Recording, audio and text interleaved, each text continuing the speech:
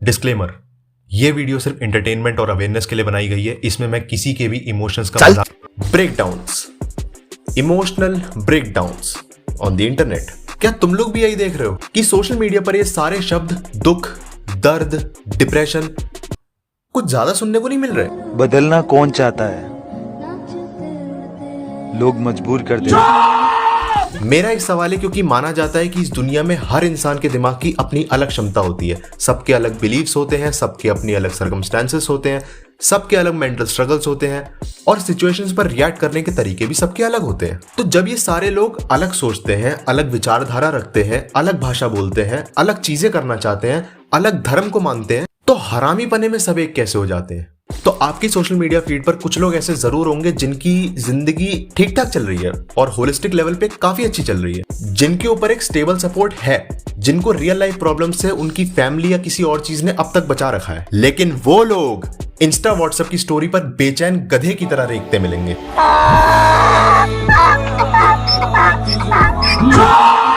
जिसे कहते हैं सैड पोस्टिंग। मतलब सोशल मीडिया पर ऐसे पोस्ट डालना जिससे सबको यह मालूम चले कि तुम्हारी जिंदगी में कितना दुख, कितनी परेशानियां, कि वो रॉबिन विलियम्स भी बोल देता, भाई पहले तू ही चला जा। देखो, आज का चल रहा दौर इंटरनेट का वो जमाना है जिसमें इंसान फेम और वैलिडेशन पाने और कूल बनने के लिए किसी भी हद तक जा सकता है। भक्ति ही शक्ति देखने वाले बच्चे आज लड़कियां इंप्रेस करने के लिए वैम्पायर डायरीज देखने लग गए हैं। हर युवक यही सोच रहा है कि इंटरनेट पर चाहे कुछ भी चल रहा हो, ट्रेंड जैकिंग, स्पैम स्टोरीज, ई लफड़े, bitching, trolling, bullying, patriarchy, misogyny, simping, sad fishing and opinions, popular opinions, unpopular opinions, unwanted opinions, political opinions, controversial opinions, homophobia, Islamophobia, Hinduphobia, memes, dank memes, normie memes, dark memes, unfunny memes, ironical memes, sarcasm, chat, beep, otaku, BTS, army, कुछ भी चल रहा हो, लड़ाई तो इसी बात की है कि हम कैसे पीछे रह जाए। और ये हराम के जने जिस दिन वोट डालने पहुंच गए, कम से कम 25-30 मंत्रियों की कुर्सी छिन जाएगी। तो इन्हीं गिने चुने सोशल मीडिया टर्म्स में से एक टर्म निकल कर आई है सैड फिशिंग या सैड पोस्टिंग, जिसमें लोग वो पोस्ट डालते हैं जिससे दुनिया को दिखे कि इस आदमी की जिंदगी में कितना दुख है, जिससे सबको पता चले कि मैं अपनी लाइफ में कितना कुछ झेल रहा हूं, मेरी लाइफ कितनी टफ है। आज बहुत तकलीफ में हूं, दुआ करो सब्र मिल जाए या कबर मिल जाए। अरे 16 साल के दरिंदे, डिप्रेशन हुआ है, एड्स नहीं कि अब सीधा मौत ही होगी। क्यों बोलता हूं यार मैं इतना फालतू? तुमने कुछ लोगों के मुंह से बहुत सुना होगा एक statement, I just want to die. People are using this statement so much on the internet and very casually, जैसे 30-40 बार मर के जिंदा हो चुके हो। आजकल के अच्छी खासी ग्रेटफुल और लिबर्टी वाली लाइफ जीने वाले वनाबी एजी लोग, और स्पेशली लड़कियों को मैंने ज्यादा बोलते देखा है, I'm in hell, I just feel like dying here. चुप रहे, you guys are not in real pain. और जब प्रिंस भाई ने वीडियो डाली you are not depressed, तब तुमने उसे कमेंट्स में गाली बक बक के साइकोलॉजी पढ़ा दी। And you guys are definitely not looking cool, you undergraduate brats. If you are also acting like that, then you guys are not so different with those WhatsApp attitude status guys who are always like, काश मुझे मौत आ जाए और सबको चैन आ जाए, क्योंकि हम सबको बहुत परेशान करते हैं। देखो, हर लड़के की लाइफ में एक ऐसा फेज आता है जिसमें वो अंदर से कमजोर महसूस करता है, जब बर्बाद जिंदगी का मकसद नहीं मिलता और जिंदा रहने के लिए कोई मोटिवेशन नहीं मिलता। और इस अंतिम समय में आदमी जब अपना इंस्टाग्राम खोल के देखता है तो कोई ना कोई दूर का दोस्त अचानक फीड में आता है जिसका एक टाइम पे आड़ा टेढ़ा झुका शरीर और चारपाई जैसी चटकती हड्डियां थी। ऐसा लगता था जैसे आदमी नहीं, साला मिक्की माउस वाला झूला चलता हुआ आ रहा है। लेकिन तुम देखते हो कि आज उसने बना ली है बढ़िया बॉडी और कंकाल जैसी जॉलाइन, जिसे देख के लड़कियों की आंखें फट गईं और वो हो गई उस चट्टान से फुल इंप्रेस। और इंस्टा पे ये सब देख के सैकड़ों लौंडों की भीड़ भागती है जिम को। न्यू ईयर पे जिम के मालिकों को मिल जाता है बिस्तर भर के पैसा और इन्हें मिल जाता है फिलहाल अभी का मकसद। किसी महान आदमी ने कहा था, मैंने ही कहा था, इन सब का कारण यही है क्योंकि एक आदमी का दिमाग उसके गोटों में होता है, कमजोर आदमी का दिमाग। खैर, हम बात कर रहे थे सैड पोस्टिंग की।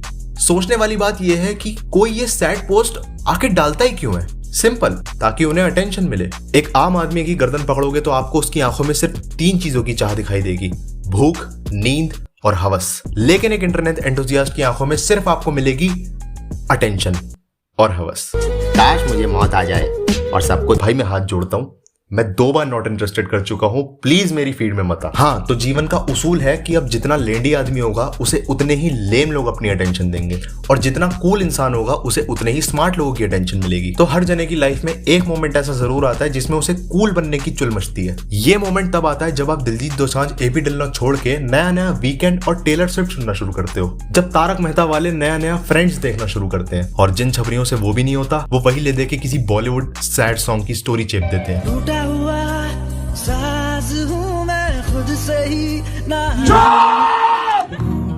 मकान एक बार। देखो, इंटरनेट पर लोगों की अटेंशन खींचने के तो बहुत सारे तरीके हैं, तो ये आखिर सैड पोस्टिंग का चलन कहां से शुरू हुआ? सैड पोस्टिंग की परंपरा का सबसे पहले आयोजन किया था अमीर घर के प्रिटेंशियस, इनफेक्चुअल, वनाबी कूल, प्रिविलेज लड़के लड़कियों ने। इनके साथ क्या है ना कि ये कभी एक्चुअल वर्ल्ड की प्रॉब्लम से कभी एक्सपोज हुए ही नहीं। बचपन से ही घर वालों से या इधर उधर से इन्हें खूब अटेंशन मिली है। फिर जब टीनेज में कोई बाहर वाला घास नहीं डालता, तब ये लोग अपनी अटेंशन इंटरनेट पे ढूंढना शुरू कर देते हैं, क्योंकि भाई आदत तो आदत होती है।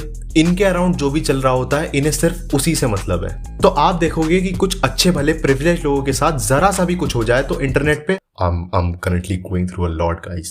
You know, it's a really tough phase. My environment is so anxious because so much worse things are going on. You won't understand. I can tell you guys. इनकी देखा देखी अपने middle class, lower middle class और weaker class वाले भी इनके पीछे पीछे इसी लाइन में खड़े हो जाते हैं। अरे तुम इन इन्फ्लुएंसर्स के चक्कर में क्यों पड़े हो भैया? जिन क्रिएटर्स की तुम सुन रहे हो, their objective is not to teach you the harsh realities of life. तो भाई ये लोग अपना सारा समय इस भांडगिरी में झोंक भी दें तो इनका कुछ नहीं बिगड़ेगा और तुम्हारा कुछ बचेगा नहीं। काश मुझे मौत। लात मारूंगा, पेशाब की नली बंद हो जाएगी। खैर, हाँ, तो सैड पोस्टिंग का पॉइंट क्या है? मतलब लोग इससे प्रूव क्या करना चाहते हैं? देखो, बहुत सिंपल सी चीज है। चाहे कोई भी बड़े से बड़ा सेलिब्रिटी पॉलिटिशियन हो या रैंडम रील्स पे नाचने वाला, हर एक इंसान को महान बनना है।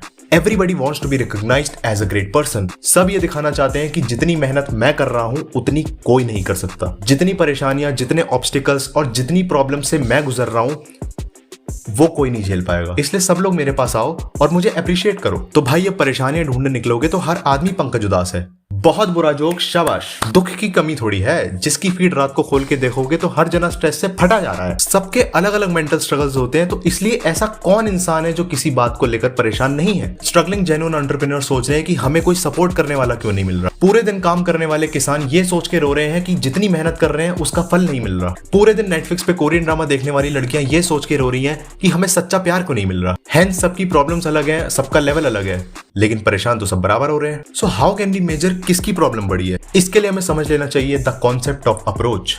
वैसे तो ये काफी बड़ा चैप्टर है क्योंकि इसमें कई मेथड्स हैं और बहुत तरह की अप्रोच होती है, लेकिन इसमें मैं अपनी थ्योरी बताऊंगा, इसलिए अभी ये ज्यादा बड़ा टॉपिक नहीं है। किसी भी सिचुएशन को आप कैसे देखते हो और उसे कैसे डील करते हो, वो होती है आपकी अप्रोच। और हर इंसान की प्रॉब्लम्स पर अप्रोच सबकी अलग होती है। कुछ लोग बहुत सेंसिटिव होते हैं, छोटी छोटी बातों पर पूरे स्नैपचैट के मोहल्ले में शोर मचा देते हैं कि मेरे साथ इससे बुरा कुछ हो ही नहीं सकता। किसी से रिजेक्ट होने के बाद या ब्रेकअप होने के बाद डिप्रेशन को ग्लोरीफाई ही कर देते हैं। लेकिन कुछ लोग ऐसे भी रहे हैं जिनकी सिचुएशन ऐसी थी कि आजादी के लिए लड़ रहे हैं, बम फटा, तबाही हुई, दोस्त मर गए, दुश्मन सामने से आ रहे हैं और फिर भी बंदा कह रहा है कि अरे संभाल लेंगे। हाँ, वही, सबका रिस्पॉन्स अलग अलग होता है। तो लाइफ में हर इंसान के पास दुनिया को देखने की 2 अप्रोच होती है, पर्सनल अप्रोच और होलिस्टिक अप्रोच। पर्सनल अप्रोच में इंसान की थिंकिंग बहुत नैरो होती है, जिसमें वो सिर्फ अपनी सोचता है। पर्सनल अप्रोच रखने वाला इंसान हर चीज में खुद के अराउंड ही सब कुछ ले आता है। जब समझदारी की बात आती है तो मुझसे निराला आदमी कोई नहीं है, जितने थे सब मर गए। और जब दुखों की बात आती है तो भाई मुझसे ज्यादा तकलीफें किसने देखी हैं?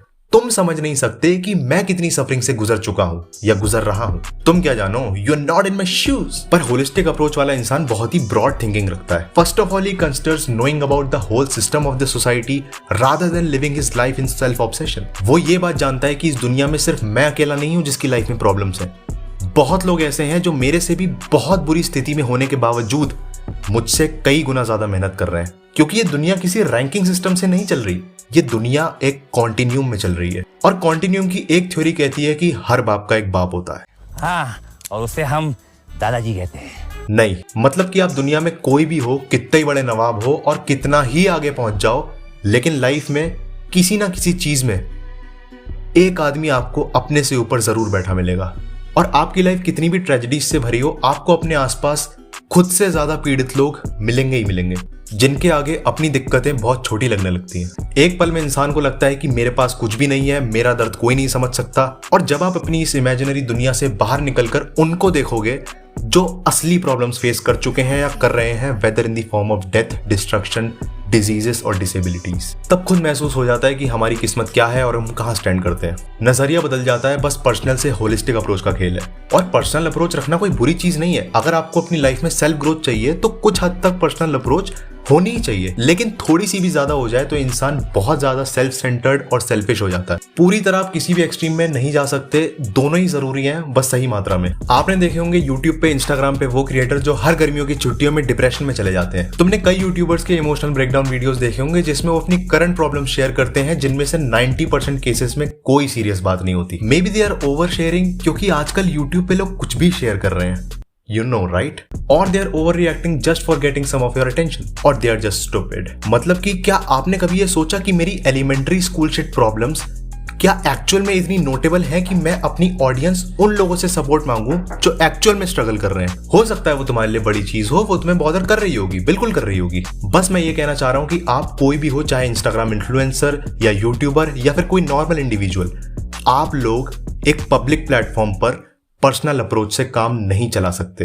As a creator holistic approach से सोचना ही पड़ता है। प्रॉब्लम ये नहीं है कि तुम दुखी हो, कोई भी हो सकता है। प्रॉब्लम ये है कि तुमने कभी अंदाजा भी नहीं लगाया कि कई लोग तुम्हें ऐसा देख रहे होंगे जिनकी प्रॉब्लम्स के आगे तुम्हारी ये फालतू बातें कुछ भी ना लगे। खैर, मेरे पास एक बेटर ऑप्शन भी था। मैं इस वीडियो में ऐसे इन्फ्लुएंसर्स और यूट्यूबर्स का नाम लेकर उन्हें टाइटल, थंबनेल, डिस्क्रिप्शन, टैग में डालकर उनकी सारी करतूतों का जुलूस निकाल सकता था। Because that's what YouTubers do।